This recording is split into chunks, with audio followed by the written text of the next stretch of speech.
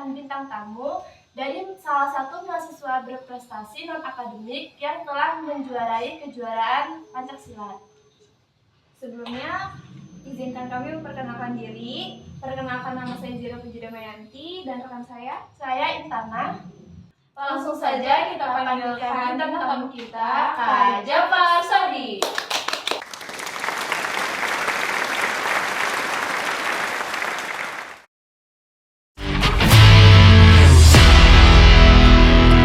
Sebelumnya Kak, boleh perkenalkan diri terlebih dahulu? Nama gue Jafar Sodi, dari semester 6. Gimana Kak perjalanannya buat datang ke sini? Lancar? Perjalanan ke sini lumayan sih, harus hujan-hujanan. Naik motor ya Kak? Iya. Oh, nih Kak, kakak kan ini ikut pencaksilat ya. Boleh nggak sih ceritain awal mula kakak tertarik sama ini pencaksilat? Jadi gue tuh ikut Pencaksilat tuh udah lama ya, dari sekitar kelas 9 SMP. Jadi udah terjun di bidang Pencaksilatnya. Itu kakak tertarik secara pribadi atau ada suruhan dari orang tua nggak? Pertama secara pribadi sih, terus karena emang di dekat rumah kan latihannya, jadi ikut-ikutan. Gimana Kak? Buat sampai saat ini masih sangat tertarik gitu nggak Kak? Iya, masih sangat tertarik karena di Pencaksilat itu seru sih. Selama di perkuliahan kakak udah pernah ikutin lomba apa aja Kak? Di selama perkuliahan, karena Pencaksilat di Stika Situbaro kan baru 2 kali turun event. Yang pertama itu di Universitas Islam Jakarta Championship sama di Baraduta Championship.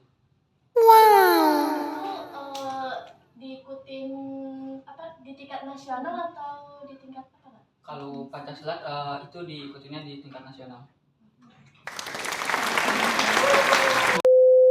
Episode sebelumnya itu kan ada Inem ya. Buat di episode kali ini itu Inemnya lagi pulang kampung, jadi makanannya dan minumnya udah disiapin. Boleh dicicipi terlebih dahulu Kak? Oh iya, makasih. Kenapa ya? Cicipin.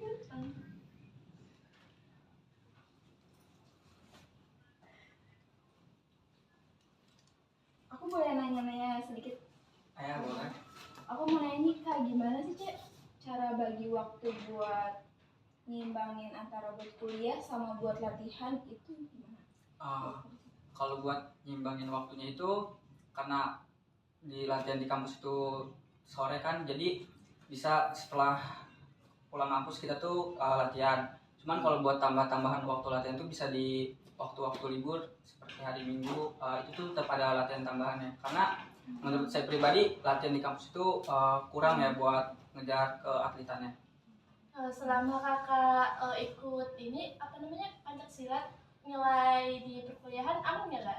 Alhamdulillah aman sih. Aman ya? Iya. Berarti bisa nyimbangin. Iya, dengan bisa.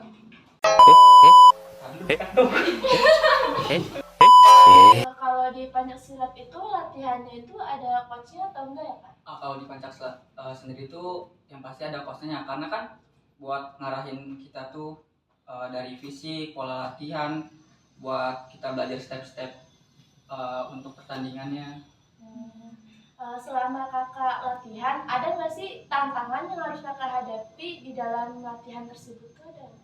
Sangat ada, karena di silat itu kita harus menjaga pola makan, pola tidur, dan kita juga nggak boleh sering bergadang, sering minum makan pedas ataupun minum es. Berarti kakak nggak pernah begadang? Ya, begadang.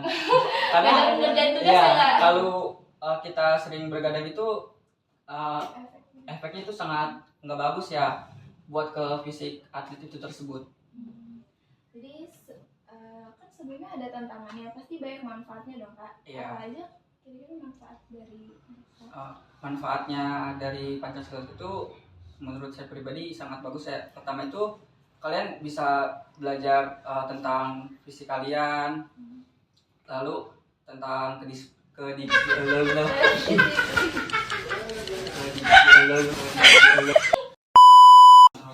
saya manfaat dari ikut Pencaksilat itu banyak sih.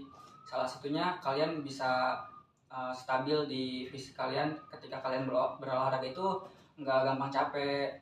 Terus kalian bisa menjaga berat badan, karena di Pencaksilat sendiri itu ketika turun tanding yang dipakai itu berat badan. Syarat-syaratnya ya? Iya, ada syarat-syaratnya. Kakak kan udah ini ya ikut Pancasila kan dari kelas 9 SMP ya, Iya. berarti udah ikut kejuaraan lah ya. Itu juara yang pernah kakak dapetin itu juara apa aja kak dari Eh, awal? saya pertama turun tanding itu di Bogor Championship, Tugu Kujang, Bupati Cup, masih banyak sih yang lainnya ya. Wow. Pertama kali kakak dapet juara nih kan pasti ada rasa nih kayak senang atau gimana Iya. gitu, itu excited banget nggak? Iya, karena pas pertandingan saya pertama kali terjun di Pancaksilat itu bener-bener kayak ngerasa bahagia, terus ditonton sama orang tua juga kan. Saya bisa memotivasi diri saya tuh, gue harus juara nih buat bisa banggain orang tua gue, sekolah gue, temen-temen gue gitu. Ada nggak sih momen yang paling berkesan selama kakak ikut ajang kejuaraan Pencaksilat tuh? Momen paling berkesan buat saya itu yang pertama waktu saat pertandingan didampingin sama orang tua kan, karena saya bisa langsung nyumbahin medali saya itu ke orang tua. Lalu sama yang kemarin yang belum lama itu saat saya sudah di kampus, saya mau membuktiin nih kita tuh bisa berprestasi di non akademiknya, jangan nggak cuma hanya di akademiknya. Terus kejuaraan yang paling ini banget nggak sih berkesan bagi kakak, kejuaraan apa gitu? Yang paling berkesan buat saya itu saat pertandingan Bupati Cup, karena itu seleksi buat masuk Porda atau mewakili daerah Bogor. Sebentar lagi kan ada mahasiswa baru nih. Gimana sih kak buat cara daftar buat UKM Pencaksilat sendiri, persyaratannya apa aja gitu? Buat masuk UKM Pancaksilat, kalian bisa cek IG-nya Pancaksilat Stikers WDH. Syaratnya saya cuma satu, yang penting kalian konsisten latihan, karena saya lebih menghargai orang-orang yang mau konsisten dalam latihan. Gitu kan bentar lagi mau debis nih ya. Nah, ada nggak sih harapan buat UKM Pencaksilat ke depannya itu gimana? Harapan saya buat UKM Pancaksilat itu sendiri semoga terus berkembang, terus tambah terus prestasinya buat orang tua kalian dan terutama buat kampus.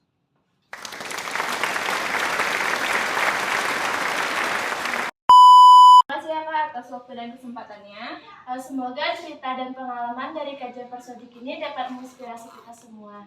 Jadi segitu aja guys podcast kita pada kali ini. Saya Intana dan rekan saya Zira. selaku host pamit undur diri. Sampai Sampai jumpa di episode berikutnya. See you guys.